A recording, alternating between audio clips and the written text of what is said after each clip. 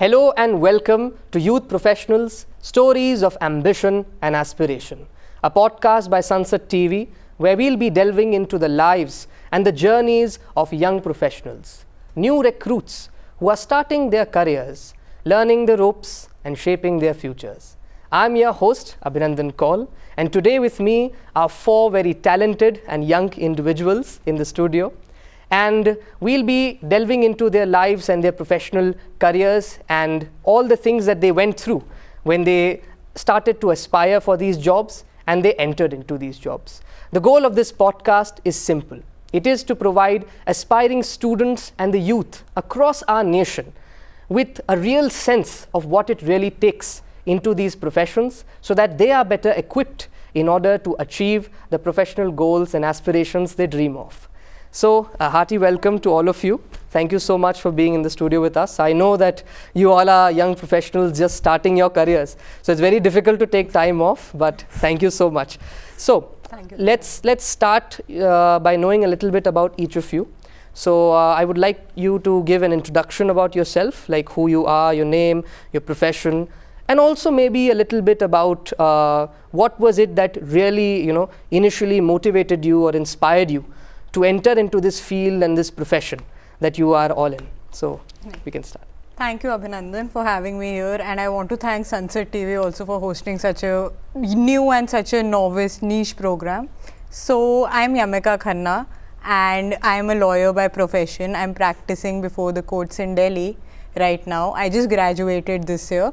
What motivated me to pursue law as a career was coming to the parliament when I was in 11th grade and debating here. There was a mock parliament that was hosted by the union government, and that gave me a sense of clarity that I want to pursue law, because law is something that actually helps in shaping not only human lives but also the society on a very broader level. So that was something that really motivated me, and I'm really glad to be here again at the Parliament House. So thank you for having me. You're welcome.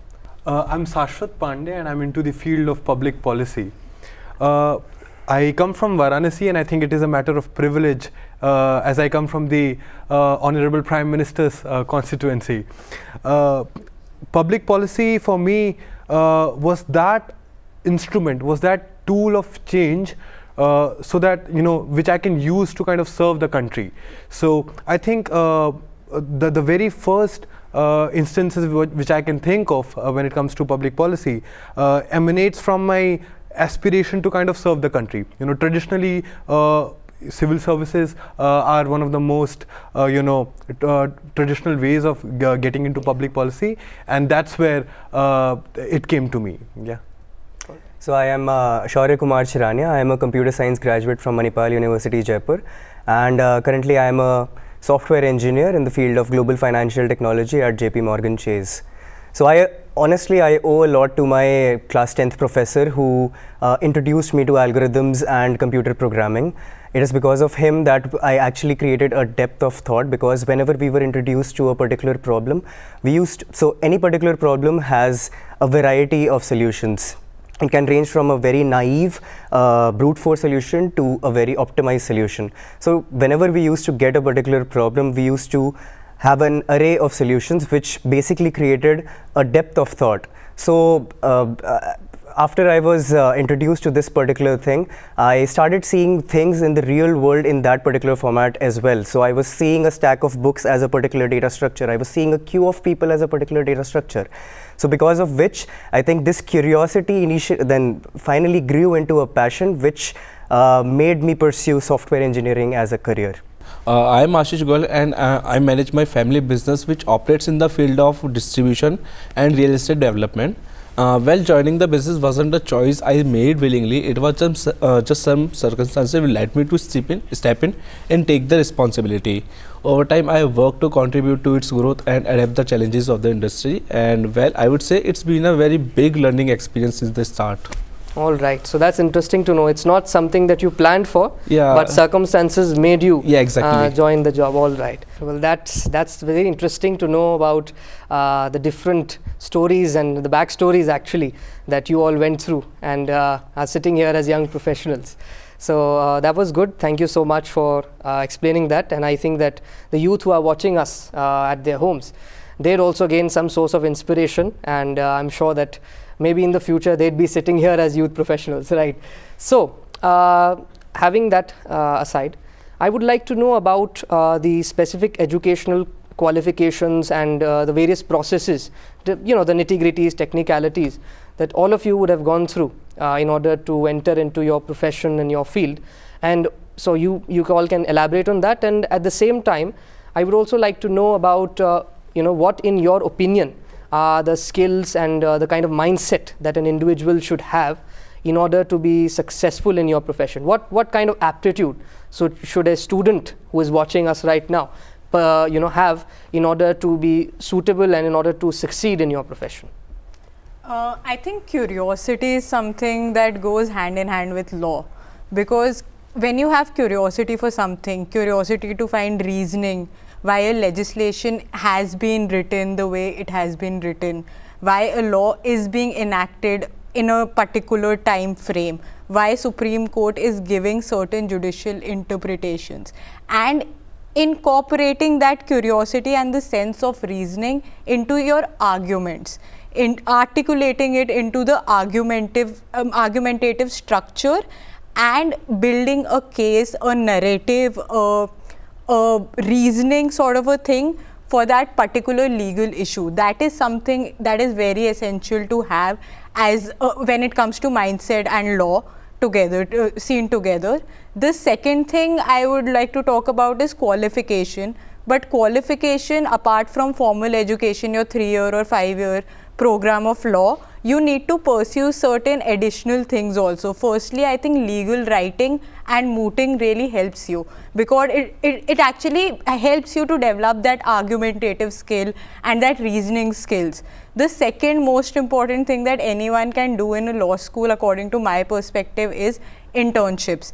Intern and learn from people who are already there. From every person that you are interning with, you are learning something about law, something about practicality, as well as the literal textual knowledge of law. So I think supplementing your coursework with internships as well as extracurriculars when it comes to legal writing, mooting, debating, that really builds a all-round, shapes your all-round personality that is required for a lawyer to have.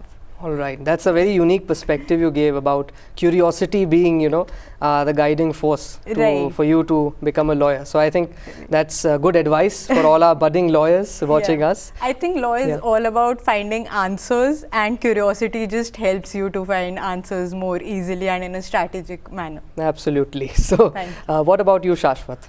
I think to my mind, public policy requires one to have a very good understanding of people, because the reason why I say this is because it is them that you are making these policies for. Public policy is aimed to address social problems, political challenges, political problems in a certain society. The most integral part of it is understanding people. You need to understand people, you need to be with people, you need to be among people, because there are a lot of, when it comes to public policy, there are a lot of aspects that are seen and the unseen, as we call it. Policies can have unintended consequences. No policy can be perfect. So, and therefore, a very good starting point is for you, for anyone who aspires to get into public policy, is having a good understanding of people.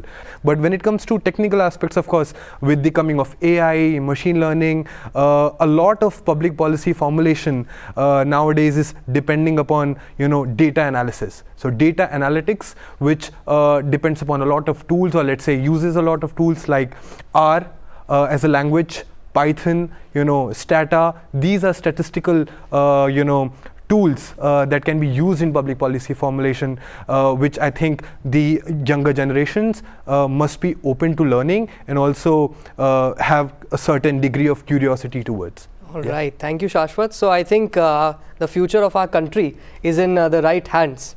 People like you who are engaged in policy making, and absolutely there should always, I think, be a bottom-up approach wherein we understand people first and then go ahead and formulate policies. And also the thing that you told about the intersection between technology and policy making, I think that's the future. So what about you, Shaurya?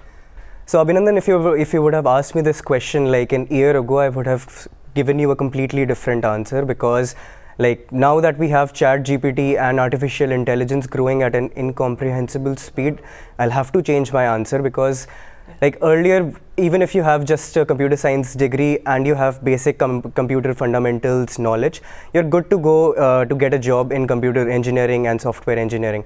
But now I think the job of any software engineer is at risk, because like people earlier, like I think 6 months ago, people were using ChatGPT to draft their emails, and now even software developers are using artificial intelligence to make websites completely.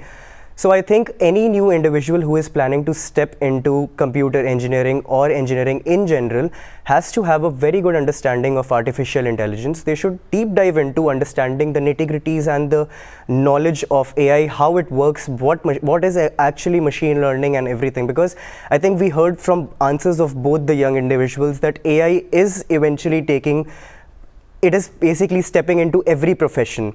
So I think if you have basic knowledge and basic understanding of artificial intelligence, you'll be able to do good in any profession right now. It's very well put, Shaurya. You've summarized the entire discussion we had on this question. Yeah. That the bottom line is that AI and big data and machine learning are the future, not only in engineering or technical careers, but in policy making, law, and every other career that we can think of. So I think students should note it down. Be open to learning about AI and machine learning and all the new technologies which are coming up, and not just your coursework. That's the skill that you should have if you want to succeed. So Ashish, well, there is no as such professional qualifications or mandatory qualifications required for this field, especially if it's a family privilege. And but I personally completed my graduation degree in commerce from University of Delhi.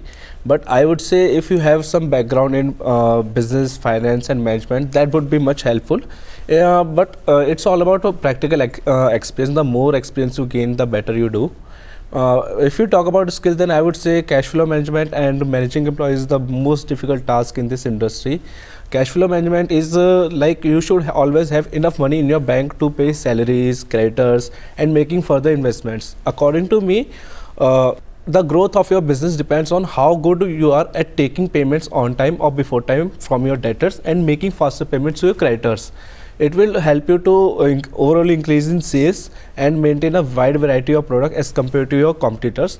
And there are few more things which are also important, like quick decision making power, good negotiation skills and good communication skills. And negotiation skills is the like pillar of this field. all right. So first of all, I'd like to say that was very humble of you to say that being a businessman for you is more than a privilege rather than something that you've started from scratch. Thanks. But I'm sure at the same time that all the viewers who are watching us, and especially the youth who aspire to build a business from scratch on their own, they'd be inspired by you, and they'll learn a lot by what you've explained right now, being an experienced professional in this field. So moving on to the next segment of this program, I would like to make it a little bit more personal, wherein I want to understand the kind of difficulties and challenges that you all may have faced when you were in this journey of your transition from a student to a professional. See, you have your aspirations, ambitions, right? You have a clear view of what you need to do to achieve them. But again, the path will not always be clear. There are always going to be challenges and difficulties which you did not expect. So I would like you to tell me a little bit about that, and also tell me about how you overcame these challenges. So Abhinandan, I think our national law schools and law schools in our country are designed in a way that they give you substantive and theoretical knowledge. To a very good extent, they help you in understanding and interpreting the law. But what they kind of sort of lack in is the application or the procedural knowledge, like how court systems actually work. Like, where do I have to go to register a case? Where is the registry? Whom do I approach in a registry? What is the stamp duty I need to pay for certain things? Right? So these are the nitty-gritties of procedural aspects that you learn while you are actually practicing. No lawyer can learn it on day one or even in a month or even in a year. You keep on learning as you keep on getting more work, as you keep on going to courts. So going to courts is something that is extremely important, specifically if you are talking about the litigation field. Corporate field is a bit different from the litigation field, but when considering the corporate field, when you visit the court, you understand how the legal system actually works. I think what helps you in overcoming this is just showing up constantly, consistently, and having an open mindset to learn from everyone, be it a lawyer, a junior lawyer, a senior lawyer, or be it the court masters, the supporting staff working in the court complex. Those are the people who actually help you in understanding the procedural aspects. All right. So I think that you put it very well. That there's a difficulty that you face when you transition from being a student where you're more concerned with the academic part of your career, and then later on when the application part comes up and you go to the courts and you see how things go on, you're completely shocked, right? so that's good, and yes, the only solution for this is to show up and to be open to learning from each and every one. Yeah. I think Right. adding on to what Yamika said, I think you, in whatever profession you are going to face a lot of challenges when you are doing something new. But I think consistency, hard work and perseverance to get to it. If you have a dream, just chase it. I think I read it in one of the books of Napoleon Hill that whatever you can bring your mind to conceive and bring itself to believe, you can surely achieve it. So yeah. So adding to what Shaurya just said, I think having a discipline, forming discipline and good habits after college is very essential, because up till college you have a very fixed routine, a routine that's been given to you. But after you graduate from college and you are into this professional world, you need to create a discipline for yourself. Yeah, that's true. And you know how they say, with great power comes great responsibilities, right? So once you graduate from school and you enter college, you don't get great power, but you get great freedom. So you must use it responsibly. Yeah. A great message for a youth. And Shashwat, do you want to add something to this? Absolutely. So I think what makes public policy as a career difficult is also one of its most interesting aspects, which lies in its dynamism. You know, public policy as a career comes in different forms, shapes, and sizes. The most traditional aspect, as I mentioned earlier as well, is the civil services, which is how most of us look at as an entry point towards making public policy, or getting a chance to formulate public policy for the country. But for example, less than a month ago from now, the Ministry of Youth Affairs constituted a Youth Advisory Council, that allows for young people to be a part of it and help in intergovernmental coordination and also policy advisory. This is what makes this dynamism, as I mentioned, because it entails a lot of things, makes public policy also difficult, but at the same time interesting. All right, that was very interesting to hear all that goes through in public policy making, and engagement of the youth is definitely very important. So Ashish, Yeah, I was just a second year student in college, and after sudden demise of my father, I got into this field. It was totally unexpected for me, and I had no experience, no knowledge of this industry, how everything works. So I have learned from this industry only. But in the start, there were many challenges that we have faced. Like as I told you, experience is the very important thing, and all the competitors in the market were having experience more than my age, so it was very difficult to compete them. And there were some clients as well who started withdrawing their dealings from us because of my age factor. They were like, yeah, he's a kid, he won't be able to manage. So there was, and there was some financial losses as well, like whatever money my father had in the market, almost I would say 50% of the money didn't come back from the debtors. So it was a huge financial chaos, and there was a very huge pressure from the creditors side as well for paying the amount and all. But it all happened in a period of 3 years, and it's getting better day by day. But one thing helped me a lot was कि my mother introduced me to spirituality at that time, and since then I started visiting religious places more often, waking up early and praying to God, meditating. So that helped me in relaxing my mind, and that was the time I started working out. I bought a gym membership, that also helped me like recovering the stress I used to have. And there were some strategies that we had drawn. I started visiting field market more often, making field visits on regular basis. All right, Ashish. So I'm very sorry to hear about your father, and I'm sure that you've proven all those detractors who used to say you're just a kid absolutely wrong. Right? You're sitting here now and you're giving your experience to all of thousands of and millions of viewers across the nation.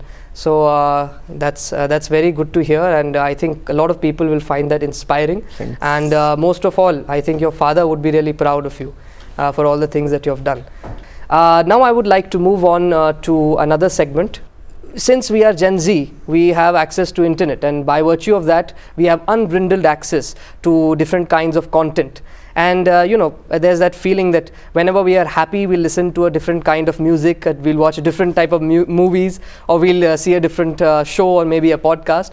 And when we are sad, we'll listen to a different type of music and so on, right? So I would like to know, was there any such kind of movie or any such kind of song or poem or anything that you referred to or that you consumed when you were facing these challenges in your careers, which gave you strength, which sparked in within you some confidence to persevere through these challenges?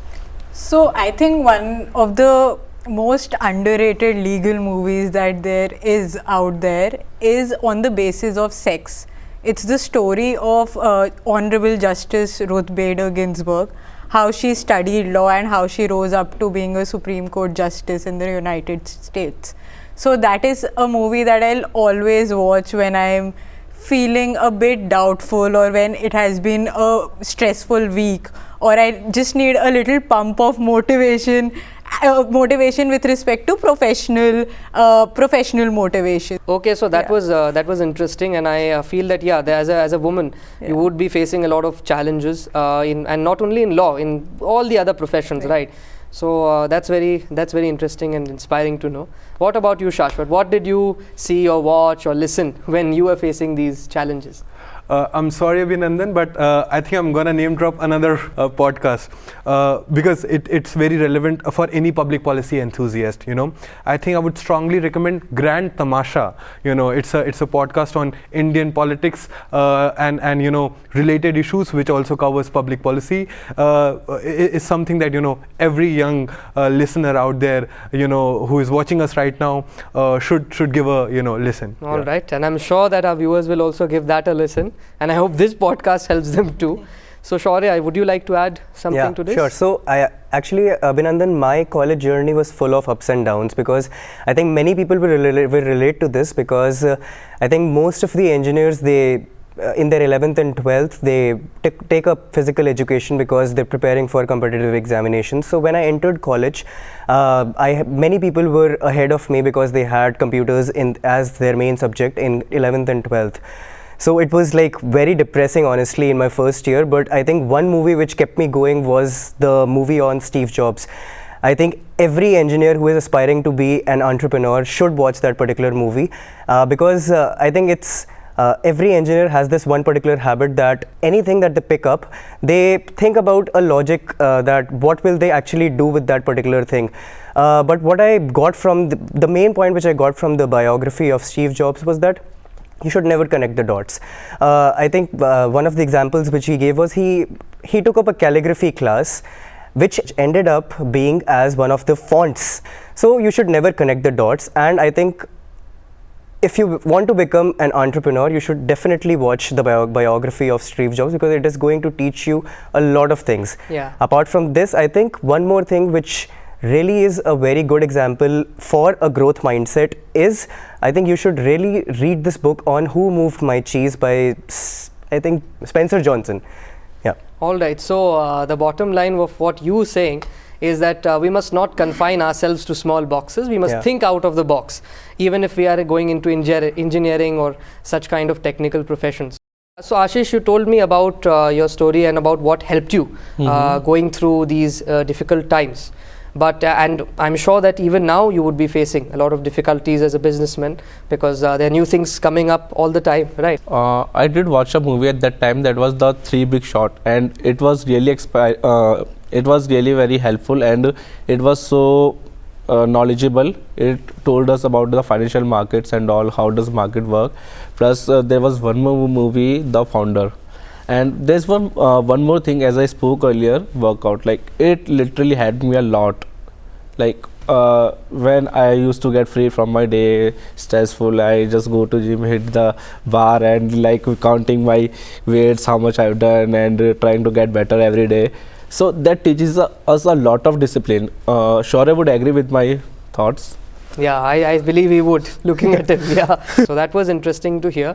Now I would like to talk a little bit briefly, because we have a little time crunch here. So I would like to know about the things that, you know, as a student you didn't expect were part of your job, but later on when you entered into your jobs and your fields, you were caught by surprise. Something, you know, about your job which laypersons like me or those who are watching online may not know. And only, you know, it's something that only you may know as a professional, that this happens and took you by shock when you transitioned from being a student to a full-born professional. You understand that every legal task is interconnected. So you need to research before you draft. You need to draft before you argue. You need to brief before you argue. You need to actually anticipate the questions of the bench or of the client. And that is something that is an ongoing journey. So a case basically never dies essentially, because there's always a journey. Even when it ends, it leaves us with certain set of legal principles to dwell our minds on, to think about, and to actually, you know, apply the same legal principles or something that we have learned even from the opposing counsel in the next case. Okay, that's very interesting. Law as a living being. Yeah, right. So, constitution is a living document, Yeah. and law is a living profession. Absolutely. I think. So what would you two want to add to this? We are So I had short on time. Right. So I had the opportunity to kind of, you know, work for the official youth engagement group of the G20 when India had its presidency over the G20.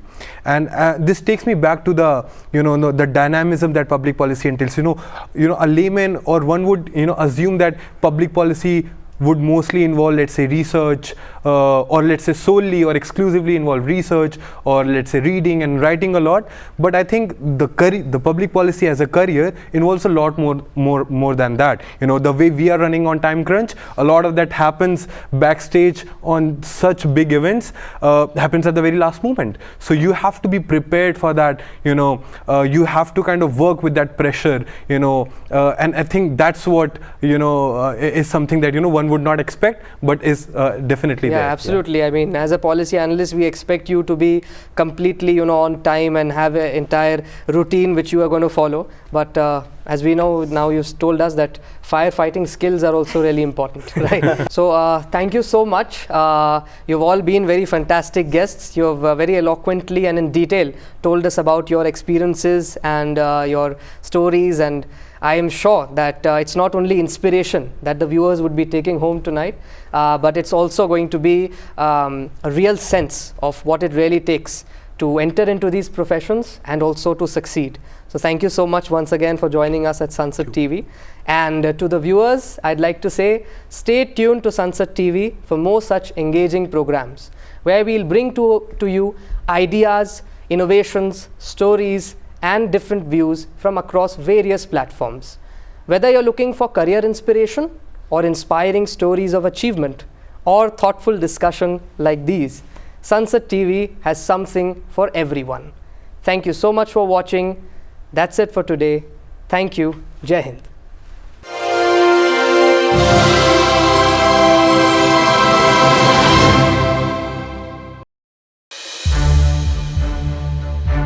To watch more programs of Sansad TV, subscribe to our YouTube channel and don't forget to like and share them.